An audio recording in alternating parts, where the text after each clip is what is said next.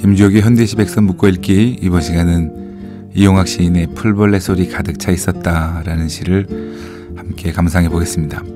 시인은 다 나름의 색깔이 있다고 말씀드렸죠. 그래서 이용학 시인의 색깔 중에 두드러진 것은 일제강점기에 만주나 간도나 연해주나 그렇게 떠돌이 삶을 살았던 우리 유이민의 삶을, 비극적인 삶을 그린 시가 많다, 이렇게 말씀드린 적이 있습니다.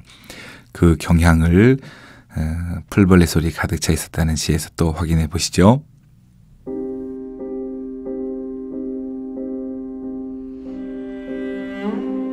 풀벌레 소리 가득 차 있었다. 이용학.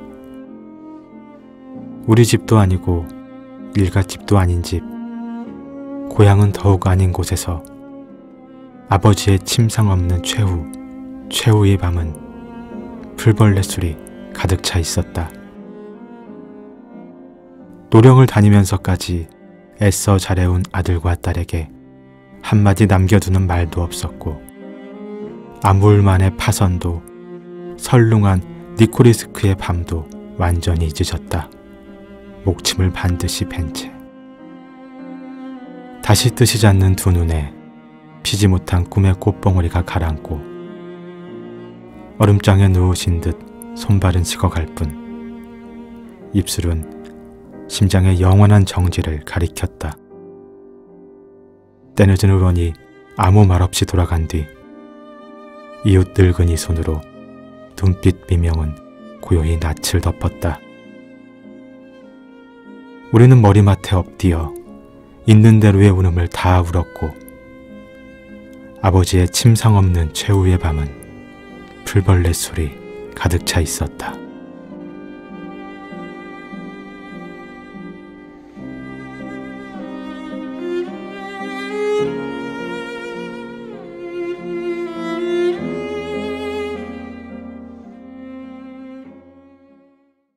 이 시인은 아버지가 돌아가셨다는 것을 금방 우리가 파악할 수 있죠. 아버지가 돌아가셨으면 뭐 슬프지 않은 사람이 누가 있겠습니까? 그런데 특별히 이 시가 더 슬프게 느껴지는 것은 두 번째 연에서 노령을 다니면서 그랬는데, 노령이라는 게 러시아령이거든요. 그 다음에 아무울만이라든가 니코리스크라는 지명이 나오는 것으로 봐서 이용학 시인은 실제 삶이 다른 시에도 나옵니다만 아버지가 국경을 넘으면서 소금 밀수출 같은 것을 하면서 이제 나중에 돌아가셨다고 알려져 있습니다. 그러니까 이 시가 더 슬픈 이유는 그 지명으로 파악해 보건대 이용학 시인이 일제강점기에 그 유이민의 삶의 경험을 드러내는 것이다 하는 것을 우리가 읽어낼 수 있습니다. 아버지가 돌아가셨는데 그것이 훨씬 더 슬픈 이유는 우리 집도 아니고 일가집도 아닌 집, 고향은 더욱 아닌 곳에서 객사를 했기 때문에 그런 거지요. 우리나라도 아닌 곳에서.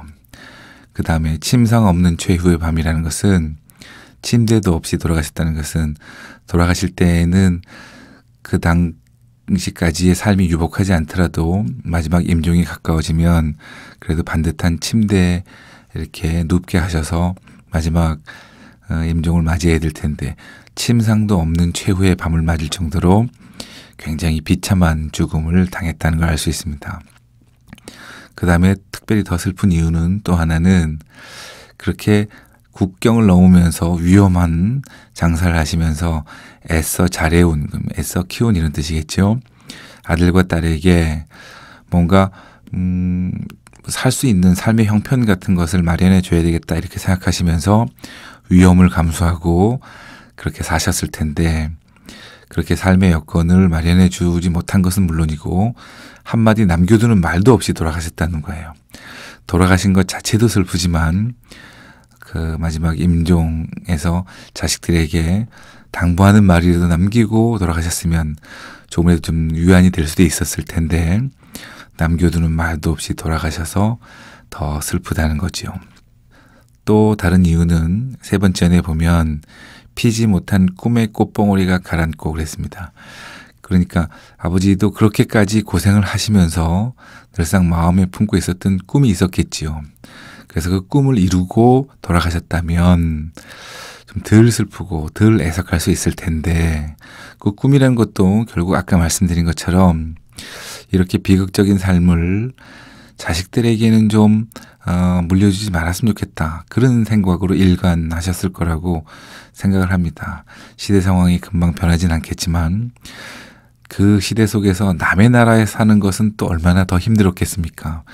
그 괄시나 핍박 이런 것이 훨씬 강했을 거라고 생각합니다. 그랬을 때 경제적으로까지 삶을 지탱할 수 없었다면 그것은 더 힘들겠지요. 그러니까 다른 것은 몰라도 적어도 경제적으로 뭔가 자식들이 좀 살아갈 수 있게 좀 기반을 마련했으면 좋겠다. 이런 꿈을 가졌을 거라고 예상해 봅니다. 그런데 그것을 이루지 못하고 돌아가셨으니까 더 한이 맺힙니다. 결국은 돌아가셨는데 때늦은 의원이 아무 말 없이 돌아간 뒤라는 것도 더 한이 맺히게 합니다. 돌아가실 거라면 그때는 이제 병원을 찾아가는 것이 아니라 의사가 왕진 오던 시절이었기 때문에 편찮으 셔서 급히 이제 의원을 모시고 왔겠죠. 그런데 치료라도 제대로 받아봤으면 남은 자식의 심정에서는 그런 마음을 갖게 되지요. 치료를 받았는데 뭐 의술의 힘으로 어쩔 수 없었다. 이러면 또 모르겠는데 때늦은 의원이라 그런 거 보니까 의원이 돌아가신 다음에 도착을 했는 모양입니다. 그러니까 더 마음이 아픕니다. 이웃 늙은이 손으로 눈빛 미명을 덮었다는 것은 대개 이제 속설로 한이 있으면 돌아가실 때 눈을 뜨고 돌아가신다 이런 말이 있었어요. 그러니까 아버지가 아마 눈을 뜨고 돌아가셨는 모양입니다. 그러면 이웃 늙은이가 오셔서 연세가 많으시니까 왜 그랬는지를 이제 짐작을 하고 안 됐네 이 사람. 아이고 얼마나 마음속에 한이 많았으면 그래. 이 세상을 마감하면서도 눈을 뜨고 이렇게 했는가. 걱정 마시고 편히 가시게 이렇게 하면서 손으로 얼굴을 이렇게 문질러서 눈을 이렇게 감겨드렸다는 뜻이라고 생각이 됩니다. 우리는 머리맡에 엎드려서 있는 대로의 울음을 다 울었습니다. 이 시가 감정이 절제됐느냐 안 됐느냐 이렇게 물으면 전체적으로는 감정 절제 장치가 있지요. 슬펐다는 것을 풀벌레 소리 가득 차 있었다 이렇게 자연물을 활용해서 표현했으니까 절제 효과가 있었지만 부분적으로는 감정이 이렇게 직접 드러나기도 합니다. 있는 대로의 울음을 다 울었다. 이런 부분은 감정이 드러나기도 한다. 그러나 전체적으로는 절제 장치가 있다. 이렇게 할 수 있습니다. 어쨌든 이 시는 단지 그냥 아버지가 돌아가신 것에 대한 슬픔을 얘기했다기보다는 그 시기에 남의 나라에서 고향을 등진 상태에서 비참한 삶을 살다가 돌아가신 아버지에 대한 슬픔이어서 그 시대 우리 유이민의 비참한 삶을 그렸다는 편이 더 시에 가까운 이해일 것 같습니다. 여기까지입니다. 김지옥이었습니다.